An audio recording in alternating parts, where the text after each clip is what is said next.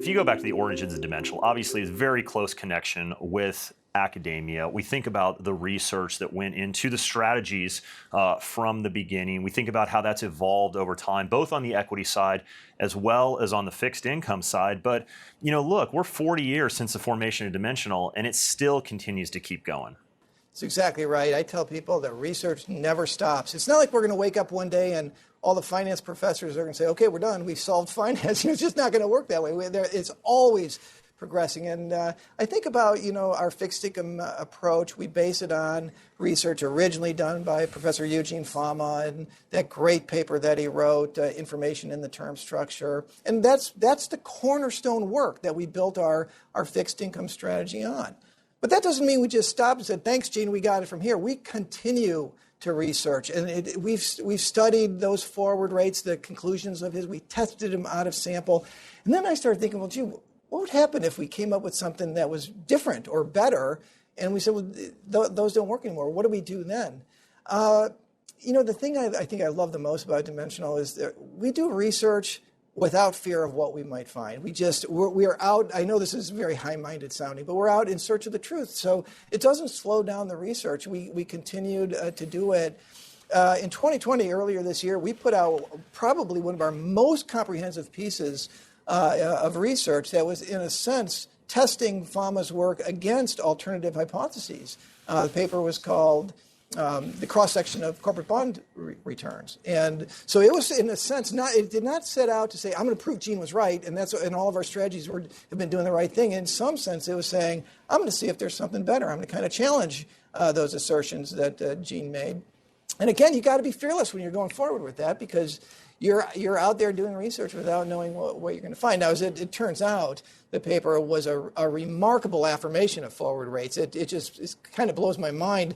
All of that, work with all the data that we have now and all the technology was basically affirming very strongly stuff that Gene was doing in the 70s and 80s. We did find a little wrinkle, though. We did find something that was not contained in forward rates, and that is, if we looked at the very recent performance of the equity of these corporate bond issuers, and we saw a relationship that was not captured in forward rates, that for companies in the very recent period, let's say the prior month, their equity performance was very, very poor. Their corporate bonds tended to slightly underperform in the subsequent month, or the opposite direction. If the equity did extremely well in the prior 30 days, their corporate bonds in the subsequent month tended to outperform.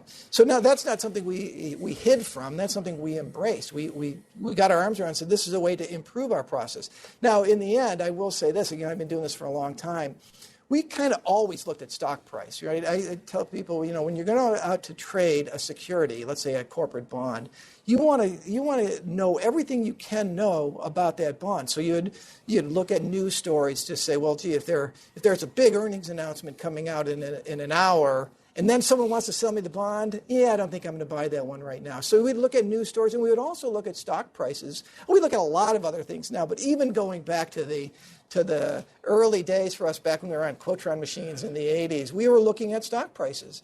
So we knew that if we saw a company's stock getting killed today, and then lo and behold, a lot of people are trying to sell their corporate bonds, well, we're not going to just wander in and start buying their corporate bonds. We're going to say, let's hold off on this one because there's something going on. Let's let the markets settle down, and then we'll go back. So this research that we found in this paper, it allowed us to quantify and institute a much more rigid process around exactly when do we want to not buy the bonds whose companies' stock have been declining, or when do we not want to sell. So for those familiar with how we treat momentum on the equity side, it's kind of a very similar conclusion. It's not going to lead us to what we do want to trade. It's going to lead us to what we want to sort of delay trading based on that. But so I think in the end, it was a great innovation, but it came because of this notion I refer to as fearless research.